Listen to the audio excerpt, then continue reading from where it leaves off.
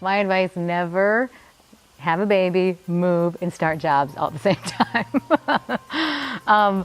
Well, we had kind of decided that we were not going to be staying in Texas. So we decided, before I even found out I was pregnant, we kind of were thinking along those lines anyway. So at that point, it was a matter of finding a job and just figuring out how we were going to transition. But once we found out that I was expecting, it was like, we thought we would just stay there, have the baby, and then move.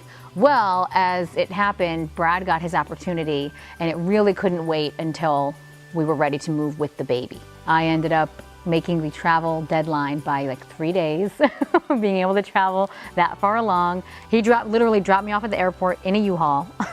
With her car in tow. With my car in tow. I take my bag and my big belly and get on this plane, and he drives all the way back. So it was like, yeah, that was crazy. It was crazy.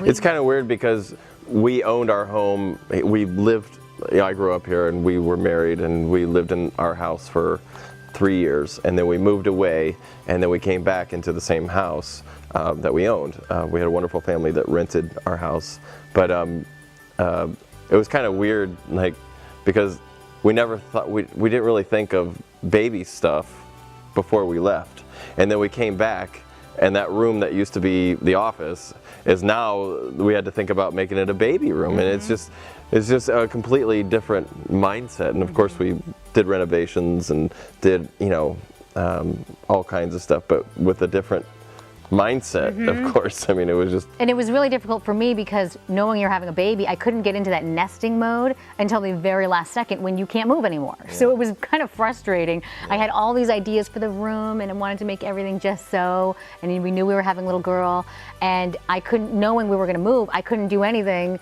to set up a room in Texas for a house in Florida. So it was like, I knew once I got back, I mean, I could have at that point delivered at any time, and we didn't have a crib, we didn't have anything set up. So that was, it got more stressful than I thought. But, at the end of the day, we just kept thinking, you know what, she has what she needs. She has what she needs, she has us, and we had a little bassinet thing that you buy these days and just go pop, and she was gonna be fine. But we managed to get it all done somehow, but.